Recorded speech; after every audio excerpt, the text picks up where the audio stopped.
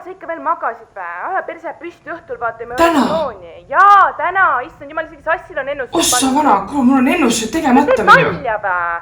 Mina hakka kuulama siis.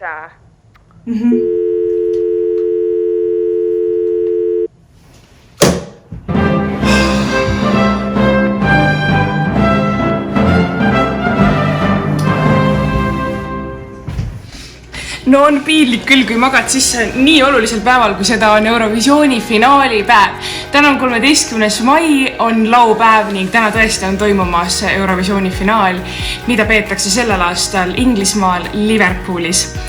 Mina ise olen täielik Eurovisiooni fanatt ja igal aastal panen kokku enda edetabelit. Reaalselt me ei tea, kes see võidab, tahaks hullult teada juba.